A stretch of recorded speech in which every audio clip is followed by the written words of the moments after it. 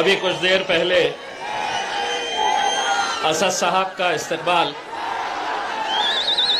एक बहुत बड़े फूलों के हार से क्रेन के जरिए किया गया, जबकि मैं ये समझता हूं शेर आया है, वाकई में आया है शेर। आप लोग अभी छोटे शेर को भी सुन लो थोड़ा सा।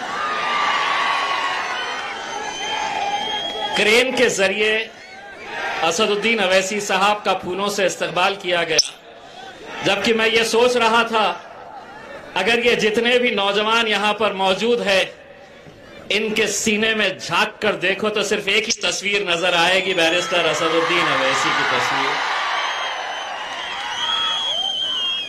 ये इतना सारा जोश, इतना सारा जुनून, आप लोगों की दीवानगी देखकर एक बात तो तय है कि आज लातूर की तमाम सियासी पार्टियां एक साथ बैठेगी,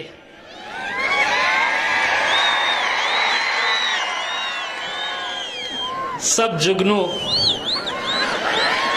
एक साथ मिलकर बैठेंगे और षड्यंत्र ये रचा जाएगा कि इस सूरज को कैसे हटाया जाए।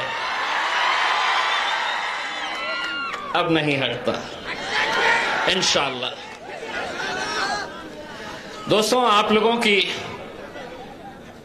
मोहब्बत, जोश, जज्बा देखकर मैं एक बात कहना चाहता हूं कि कल औरंगाबाद शहर के अंदर शिवसेना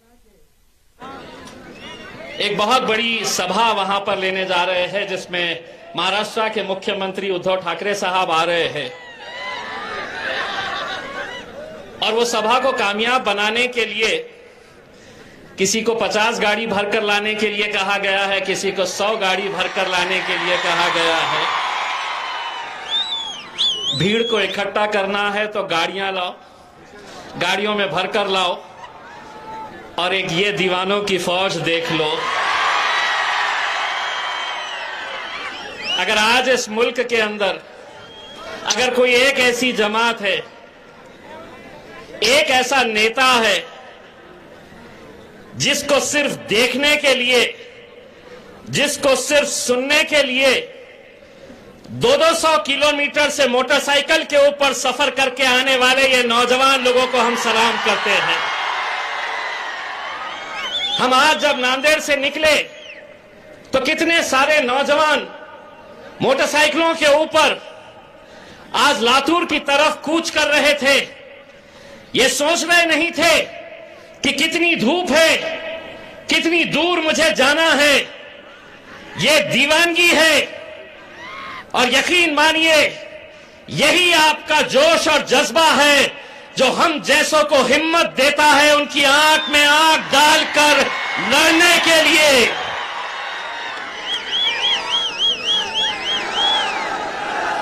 बहुत तकलीफ होती है मेरे भाइयों, लेकिन मैं क्या कर सकता हूं।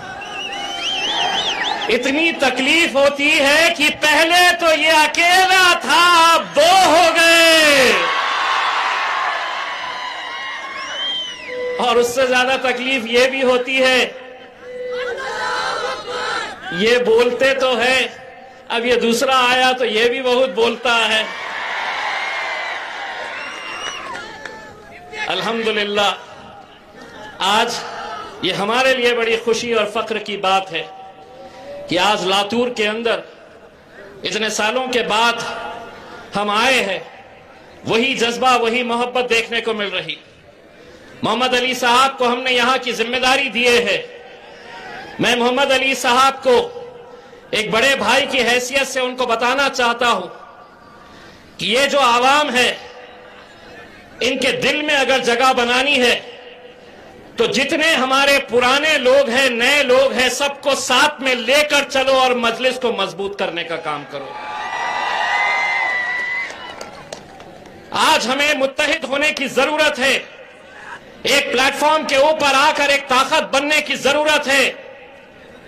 जैसा मोइन साहब ने बताया है कि आज हमारे खिलाफ, असदुद्दीन अवैसी साहब के खिलाफ, मजलिस इत्तेहादुल मुस्लिमीन के खिलाफ हर रोज तो कोई बोलता था, लेकिन अब यह वक्त आ गया है कि हमारे नबी करीम सल्लल्लाहु अलैहि वसल्लम कि गुस्ताखी के अंदर टेलीविजन चैनल के ऊपर बैठकर उनकी इतनी हिम्मत हो गई है कि वो समझ रहे कि हम कुछ भी बोलेंगे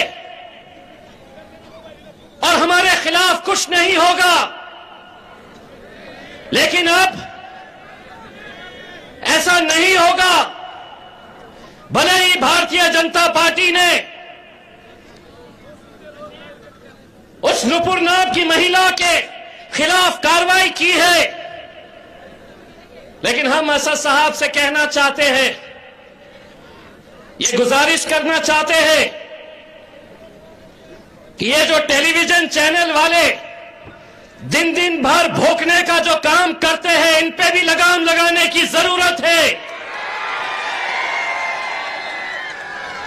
ये हमें तय करना है। मुंह खोले, जबान खोले कि सिर्फ जहर उगलने का काम कर रहे। ये मुल्क की खूबसूरती है।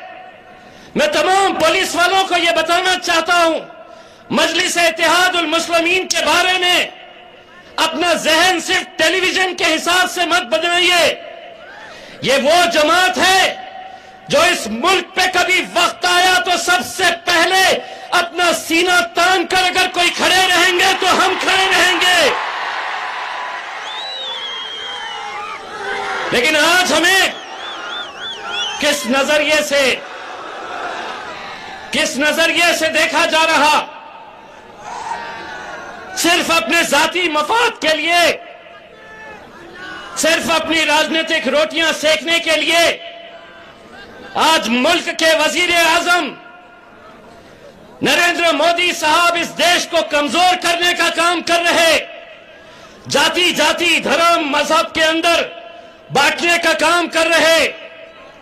लेकिन उनको भी सुन लेना चाहिए, तुम कितनी भी कोशिश कर लो, ये मुल्क इंशाअल्लाह हमेशा एक ताकतवर मुल्क, जहां पर हिंदू मुस्लिम सिख ईसाई आपस में है, भाई भाई बनकर ही रहेंगे।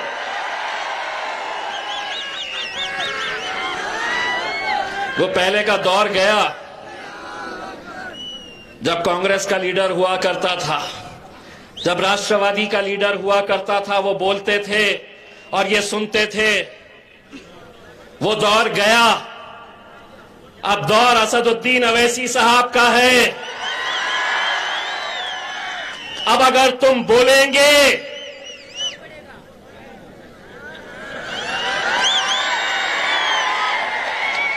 अब अगर तुम बोलेंगे तो तुम्हारे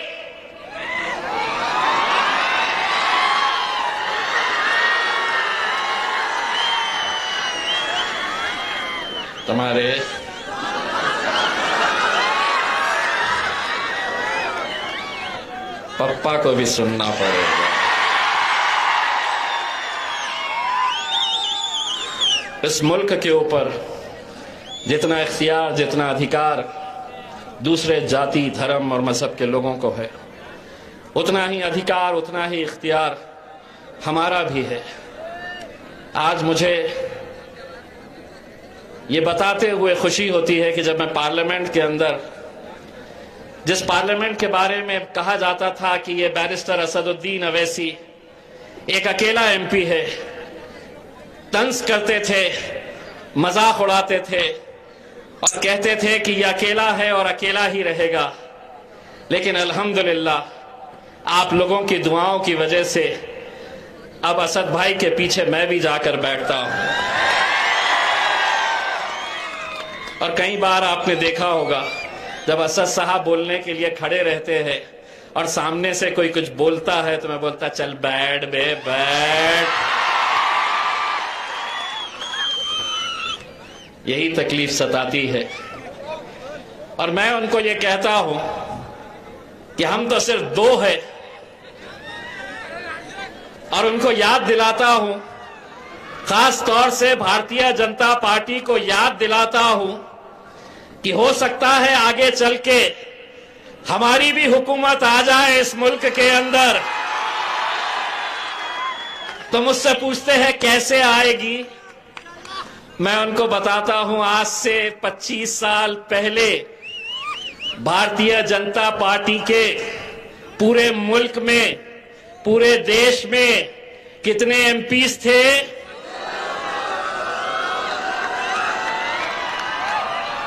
अब 300 हो गए। हम कितने हैं? आगे चल के